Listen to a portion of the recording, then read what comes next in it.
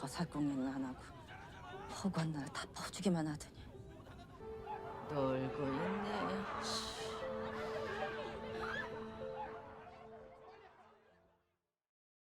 안녕하세요. 이빨맨입니다. 예, 이번 영화는 부산행이요. 부산행 시작하겠습니다. 처음에 영화가 시작되면 한 트럭을 몰고 방역을 하고 있는데 한 기사가 들어오는데 거기서 이제 방역하고 있는 그 공무원하고 약간 좀 말다툼을 하는 게 나와요.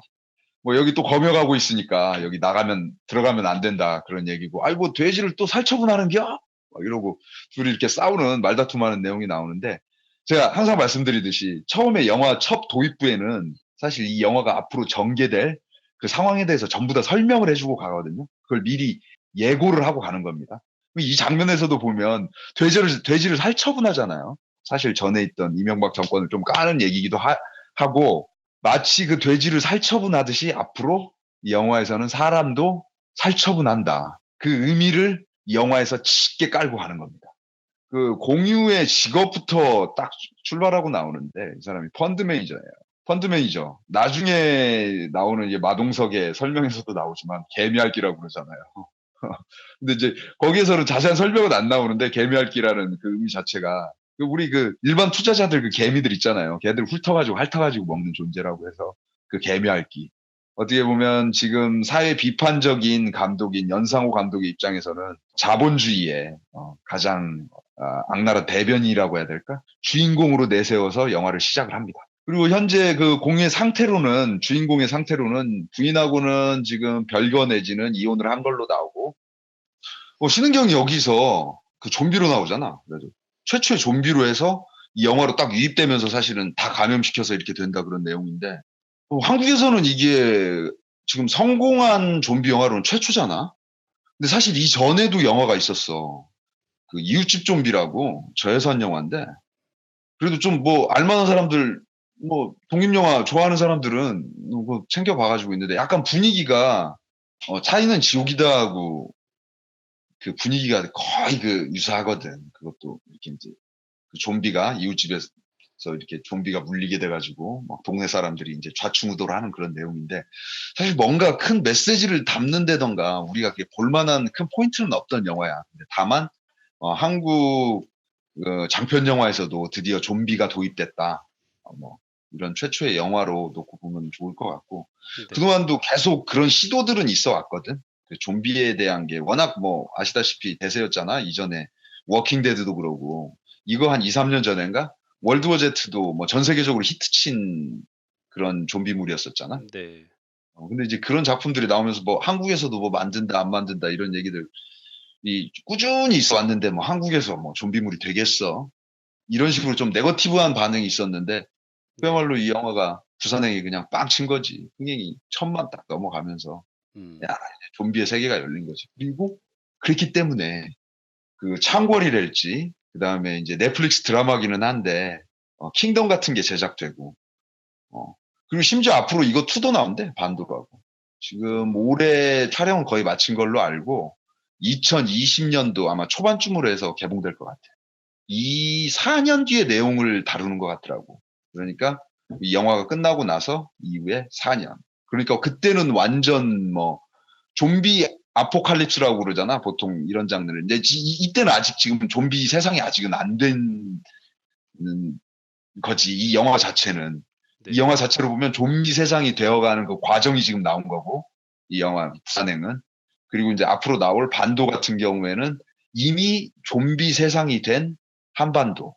4년 후니까 진짜 좀비 아포칼립스를 다룰 것 같아. 근데 영화가 거기는 지금 주연이 확정된 게, 이정현, 여자 배우는 이정현이고 남자 배우는 뭐 지금 한국에서 뭐 지금 제일 잘생긴 배우로 지금은 얘기되지, 강동원이 주인공 맡아가지고 나온다고 하니까 내년이 아무튼 기대되네.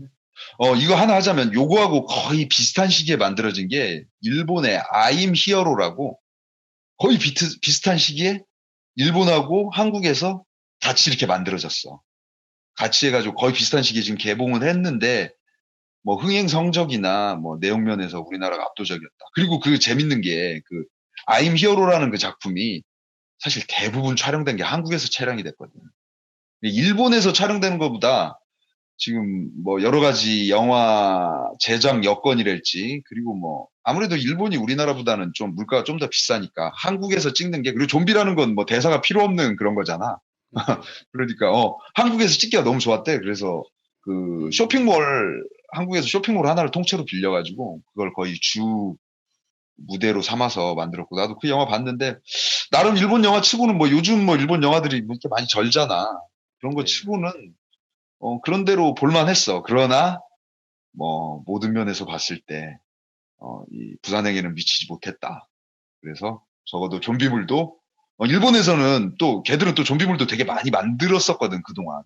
그런데도 불구하고 일본에서 잘 만들었다는 아임 히어로도 이 부산행에 비하면 한참 좀 떨어지는 영화였다. 그래서 부산행의 압승이다. 좀비에 대해서 한번 얘기해봐야 될 것 같은데, 지금 이 부산행에서도 당시 좀비가 나왔을 때 굉장히, 지금 아시아에서 이 정도의 좀비 연기를 본 적이 없다고 할 정도로 극찬을 받았었거든. 그리고 그 뒤에 창궐에서도, 지금 창궐이라는 영화가 유일하게 칭찬받은 부분이 좀비 연기야. 좀비 연기고, 뭐 그 다음으로 이어지는 킹덤에서는 뭐 말할 것도 없고, 뭐 해외에서도 지금 막 극찬을 받고 있으니까. 그리고 한 가지 더 얘기할 수 있는 게, 일본에서 지금 제일 잘 나온 좀비 영화가 아임 히어로인데, 그 영화 내가 아까 얘기했었잖아. 그 영화에 나오는 좀비는 전부 다 한국에서 로케를 했기 때문에 그 좀비 연기를 한 건 전부 다 한국 사람이야. 그러니까 진짜 이 한국에서 이 좀비 연기는 지금 아시아의 스탠다드 표준이 돼가고 있다. 이 좀비 전문 연기자들이 살고 있는 지금 국가가 돼가고 있다, 한국이. 창궐할 때 나도 좀 했었잖아. 좀비 역할로 나오고. 근데 그 중에서 주로 나오는 애들은 좀비 배우를 따로 뽑아. 네. 그래가지고 걔들을, 그 사람이 있어. 우리나라에서 CG 되게 많이 하는 사람이거든? 그 CG, 우리나라에서 그게 동물 연기나 이런 거 하면 CG 그 탈 같은 거 뒤집어 쓰고, 네. 그 크로마키라고 그거 뒤집어 쓰고 네. 하는 사람인데, 그 사람이 원래 이제 뭐 무용했던 사람이고 이런데, 그 사람이 다 가르쳐. 그 사람이 뭐 좀비 걷는 법, 뭐 이런 거. 나도 이제 잠깐 배웠지. 근데 이제 다른 애들은 더 많이 배웠지. 좀비 역할만 했던 애들은. 네. 근데 아마도 내가 뭐 정확하게는 모르지만 부산행도 뭐 그 사람 위주로 이렇게 되지 않았을까 싶어. 얘기는 그 사람이 좀비 연기는 다 가르친다고 하니까. 이게 원래 할리우드에서도 그래. 예전에 레지던트 이블이 아까 거의 초반기라고 했었잖아. 다시 부활시킨 작품이라고 했잖아. 근데 레지던트 이블에서도 그 내가 예전에 그걸 봤었거든. 그 DVD에 보면 이렇게 그 제작기 네네. 뭐 이런 거 나온 거 보니까 거기서도 무용하는 애들이 그걸 하더라고. 네네. 이게 네가 말하는 그런 기괴한 움직임이 현대무용하고 비보이도 참가했겠지. 결국은 주 무대가 이 KTX 아니잖아. 그러면 KTX 안에 있는 사람들의 군상이 어떻게 보면 이 영화에 대부분 캐스팅돼서 나오는 사람들이거든. 보면 이제 뭐 이 영화 워낙 뭐 유명하니까 사람들 다들 알지. 그래서 뭐 첫 번째로 얘기하면 이 영화로 가장 수혜를 많이 본 사람, 마동석 마블리고. 그다음에 뭐 정유미도 사실은 이 영화로 해서 굉장히 성공한 사람 중에 하나지. 네. 그리고 만두소이. 네. 만두소이가, 이 친구가 사실은 나이가 지금 한 20대 중반 이상 될걸? 이때 찍을 때도 20대 근한 중반 됐을 거야. 근데 뭐 얼굴이 워낙 동안이라서 그런가. 여기가 이제 고등학생으로 나오잖아. 고등학생으로 나오는데도 뭐 잘 어울리더라고. 그리고 앞으로 연기를 뭐 더 할지 안 할지는 몰라도, 뭐 그렇게 큰 비중은 아니지만 상당히 좀 어울리는 역할이었다. 연기 자체를 잘한다기보다는 그 이미지하고 그 마스크하고 좀 되게 어울리는 역할이었다. 네. 그리고 이 영화에 또 이 기생충의 주인공급이지. 최우식이 또 이 영화에서 조연으로 나왔었잖아. 그 야구부 주민으로. 네. 야구부 주장이냐? 아무튼 네. 부원이겠지. 그걸로 나왔었는데, 최우식도 참 나는 최우식을 이때부터 기억했던 것 같아. 그리고 여기 연기가 마녀 때보다 훨씬 나았어. 물론 뭐 기생충은 말할 거 없이 잘했고. 근데 네. 마녀 때는 뭔가 이렇게 좀 너무 초능력자 역할이었잖아. 그래가지고 좀 뭐라고 해야 되나. 좀 약간 좀 힘이 너무 많이 좀 들어가고, 이렇게 좀 멋있게 보이려고 해야 되나? 이렇게 좀 까우다시를 너무 잡았잖아. 네. 이제 어린 그런 거에 비해서. 그래서 나는 좀 약간 오바다 싶었는데, 이 영화에서는 딱 좀 어울렸던 것 같아. 아직 요때만 해도 신인이었으니까. 네. 그렇게 됐고, 김우성 씨 요새 그 스트레이트 MBC에서 하는 거 그거 지금 진행하잖아. 네. 근데 이분이 그 스트레이트에서도 보면 상당히 좀 좌파적인, 좀 진보적인 사람인데, 이 영화에서는 딱 보면 나오는 역할, 이 사람이 어떻게 보면 그 안타고니스트잖아. 그치? 여기서 보면 가장 큰 악역 아니야. 네. 당시에는 어떻게 보면 좀 정부를 대신하는 뭐 공무원도 아니고 그 약간 선출직, 뭐 정치인을 좀 대변하는 그런 역할이었고, 그랬었는데, 사실 김우성 씨의 지금 대부분의 이미지는 나 이때 확립이 된 거라고 봐. 이 영화에서 워낙 그 악역으로 날렸기 때문에 앞으로도 이후로도 나오는 작품들이나 이런 데서 거의 지금 이 캐릭터로 지금 계속 가는 것 같더라고, 김우성 배우. 네. 악역 전문 배우처럼. 악역 전문 배우 하고 뭐 여기서 워낙 그렇게 됐으니까. 네. 그리고 뭐 이제 악역 배우로는 김수환 이외에도 계속 나오는 거고. 그리고 이게 저기 마동석에 대해서 좀 얘기를 하자면, 이게 마블리라는 게 이전에 베테랑인가? 거기에서부터 그 왜 아트박스 사장 하면서부터 이 마동석이 이렇게 좀 부드러우면, 쉽게 말해서 여자들한테 좀 약간, 여자들한테도 이렇게 호감형 캐릭터로 나왔었잖아. 여기서도 그러잖아. 막 정유미한테 막 욕 얻어먹으면서도 이렇게 남자들한테는 굉장히 강한 모습을 보여주는데, 자기 이제 부인한테는 이렇게 뭐 자기야 뭐 이런, 그게 굉장히 여성 관객들한테 어필을 한 것 같아. 뭐 마동석이라는 배우가 전에 놓고 보면 이 사람 뭐 함정이랄지, 예전에 이웃 사람들 보면 진짜 이 무시한 캐릭터의 아주 그 대표적인 인물이었었잖아. 악역 캐릭터이고. 근데 이제 베테랑하고 이걸 겹치면서 우리가 알고 있는, 지금 가지고 있는 그 마동석 이미지로 왔고, 앞으로는 뭐 지금 이터널스 할리우드로 진출할 사람이니까, 뭐 월드 스타가 된 사람이니까, 마동석이 어떻게 보면 새로운 프로필을 쓰는데 이 영화가 큰 작용을 했고. 네. 그리고 공유도 사실은 그런데, 공유 이전 작품이 아마 그걸 거야. 그 간첩 나오는 영화였었는데, 그래가지고 사실은 공유가 군열 전역하자마자 나온 작품이 좀 잘 안 됐었어. 네. 그러다가 이 영화에서 빵 터트리면서 어떻게 보면 한국 대표 배우가 되게 됐으니까. 근데 나는 물론 공유도 이제 잘하긴 하는데, 연기가 나는 좀 뭐냐면 이 역할 자체가 그런 거잖아. 이렇게 보면 주인공이기는 한데, 여기서도 나오듯이 펀드 매니저고, 그 약간 그 피카레스크라고 그래. 뭐 그렇게 해야 되나? 약간 악역이지만 결국은 뭔가 이게 안티 히어로의 느낌으로 나오는 그런 주인공이거든, 사실은. 네. 뭐 직업도 그랬고, 나중에 왜 중간에도 그러잖아. 중간에도 자기만 빠져나가려고 대전역에 자기 아는 군인한테 전화해가지고 자기만 빼달라고, 그리고 막 다른 사람도 딸이 데려가야 되는 거야. 뭐 그럴 필요 없다. 막 이렇게 데려오는데, 그게 나는 좀 그러더라고. 이게 다른 배우면 몰라도 공유가 이게 너무 반듯한 이미지니까 네. 좀 약간 조금 좀 부족한 이미지가 있었고, 뭐 차라리 좀 뭐 한석규 씨가 좀 나이가 많은가? 좀 어느 정도 이게 선하게 양면을 보여줄 수 있는 배우가 했었으면 좀 더 어울리지 않았을까? 근데 나름 뭐 잘된 캐스팅이고, 또 결과가 사실은 모든 걸 얘기하니까 네. 공유도 괜찮았다, 이렇게 얘기할 수 있을 것 같아, 캐스팅에 대해서는. 네. 근데 우리 이제 감독을 얘기 안 할래 안 할 수가 없는데, 우리 이제 연상호 감독이 전작들을 이렇게 놓고 보면, 이 양반 원래 영화 감독이라기보다는 원래 애니메이터거든. 애니메이션 만들었던 사람들인데, 이전 작품 보면 나는 이 양반 작품을 그때부터 봤어. 저기 그 돼지의 왕 때부터 봤거든. 네. 돼지의 왕이 이거 예전에 보면 이거 애니메이션 되게, 이게 작품 되게 괜찮아. 이 양반이 좀 되게 거칠게 영화를 만들거든. 이 영화는 되게 많이 순화가 됐는데, 이 영화랑 같이 만들어진, 거의 비슷한 시기에 만들어진 이 영화가 어떻게 보면 프리퀄 같은 영화지.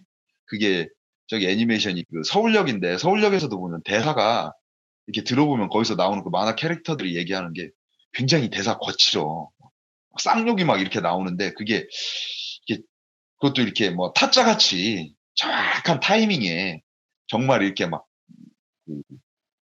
뭐라 그럴까, 알토란 같이 나오는 게 아니고 막 툭툭 나와, 거칠게 나와, 어떻게 보면. 그래서 좀 약간 어색할 정도로. 이게 이 사람 스타일이야. 근데 이게 B급이랄지 전에 언더그라운드에서는 이게 되게 먹어주거든. 그리고 이 애니메이션이라는 장르가 우리가 알면 좀 애들 보는 장르 좀 이렇게 되는 데서 막 이런 거친 말투들이 막 툭툭 이렇게 튀어나오는 게 예전에 돼지왕이랄지 사이비 같은 데에서는 되게 신선하게 느껴졌다고. 그게. 근데 이걸 그대로 상업 영화에 들고 오면 좀 무리가 있었던 것 같아. 근데 어찌 됐건 이 영화는 그걸 되게 잘 누른 것 같아. 이 부산행은. 그래서 정말 영화같이 만든 거고, 이거랑 좀 자매 작품 같은 경우엔 서울역에서 보면 그 연상호의 그 스타일이 그대로 나와. 네. 갑자기 막 야 쌍년아 막 이러고 막 이런 게 되게 좀 많이 나와. 그래서 좀 뭐 사람에 따라서 좀 불편할 수 있는 작품인데, 근데 이 연상호 감독이 계속 가지고 가는 주제는 사실 그거거든. 사회 변혁이나 그걸 얘기하거든. 그래서 대지왕에서는 뭐냐면 그 어떻게 보면 그 학교 폭력에서부터 이렇게 나오고, 그 다음에 이제 사이비는 뭐 종교 문제들, 어떻게 보면 그게 이제 뭐 기독교까지도 연관되는 거고, 또 군대 문제라고 이제 다뤘던 건 창이 있었고, 그다음에 서울역은 뭐 그냥 대놓고 얘기를 해. 뭐 대놓고 얘기를 하는 게 그 명박산성. 음. 그냥 거기서 명박산성같이 그거 저기 뭐야 버스 그렇게 대놓고 또 거기에서 막 사람들 못 넘어오게 하고 막 군인이 막 발포하고 막 이런 게 나오거든. 네. 그래서 굉장히 세게 얘기를 했고, 이 영화에서도 사실 부산항에서도 그런 게 충분히 나와. 아까도 얘기했지만 그 얘기야. 살처분. 살처분. 살처분 하는 거야. 맨 처음에 돼지 살처분 막 했던 것처럼, 이명박 때 돼지 살처분 했던 것처럼. 네. 그냥 뭐 사람도 이렇게 되게 하면, 뭐 기차 이거 막아놓고 다 살처분 시켜버린다 이거야. 그런 정부라 이거야. 그리고 그 대변인으로서 나왔던 게 김우석이란 캐릭터. 음. 근데 이제 이 영화가 끝을 해가지고 달려가는 걸 보게 되면 알겠지만, 그 인물들이 이제 하나씩 하나씩 죽어가거든. 어떻게 보면 이 영화가 그래서 좀 센 영화기도 해. 여기 나온 대부분의 인물들이 다 죽어. 음. 그리고 마지막에 나왔던 그 우리 주인공 공유까지도 사실은 이제 뭐 희생한다고 봐야 되지. 음. 그런 형식으로 해서 죽게 되고, 뭐 이 영화에서 가장 어떻게 보면 살아야 되는 두 사람은 그걸 거 아니야? 그 임신한 정유미 캐릭터하고, 그 다음에 그 딸이지. 네. 딸인 주한이 얘랑 이렇게 같이 가는데, 이제 뭐 마지막 장면에서는 이제 군인이 이렇게 딱, 그것도 이제 말하자면 감독의 식대로 하면 살처분하려고 했었는데, 이제 휘파람 불고 뭐 이러면서 어, 다시 이제 살아난다. 해서 앞으로 얘기는 4년 후에 이야기인, 내년에 볼 수 있는 어, 반도로 이어지겠지. 반도 영화 되게 기대돼. 혹시 반도에서 형 나오나요? 아유, 반도에서 안 나오지. 반도는 얘기는 들었는데, 우리 네. 그 업체에서 네. 여기 저기 뛸라냐고 이렇게 해가지고 얘기는 들었었는데, 뭐 시간도 안 받고, 그리고 또 촬영지도 그때 인천에서 촬영하는 것 같더라고. 언제 연락받은 거예요? 금년에? 그게 한 7월, 8월 정도 되지. 근데 어. 아닌 게 아니라 인터넷 얼마 안 됐네. 찾아보니까 이게 6월 며칠 날 크랭크인 했더라고. 그래서 지금은 크랭크업 했을 거야. 다 끝나고 지금 아마 네. 편집 들어가지 않았을까 싶은데, 네. 뭐 내년 초에 개봉한다니까 볼 수 음. 있을 것 같고, 되게 기대되는 거. 그리고 이 연상호 감독이 이전 작품이 그 염력으로 영화를 좀 크게 말아먹었잖아. 네. 근데 연상호 감독이 그 염력은 좀 그것도 좀 아쉬워. 거기서도 정유미를 또 어떻게 보면 정면에 내세웠네. 그래서 정유미가 아주 페르소나가 돼가고 있네. 그러니까 근데 거기에서도 얘기하는 게 사실은 그렇잖아. 그 저기 뭐야, 진짜 초능력은 부잣집에 태어나는 거래잖아. 금수저래잖아. 금수저가 진짜 초능력이다. 뭐 이런 내용이잖아. 근데 어떻게 좀 음. 잘 못 풀었지 영화가. 그래서 그건 좀 영화가 안 됐지. 아무튼 다음에 내년에 개봉되는 반도가 기대되고, 연상호 감독답게 이번에 좀비에서, 다음에 나오는 좀비 영화에서도 뭔가 이번엔 뭘 주제로 다룰지 되게 궁금해지네. 그리고 이 영화 부산행은 지금 넷플릭스에서도 볼 수 있으니까, 지금 이 아래 링크로 눌러가지고 들어가서 보시면 되고, 구독과 좋아요, 구독과 좋아요 꼭 눌러주시고요. 지금까지 이빨맨이었습니다.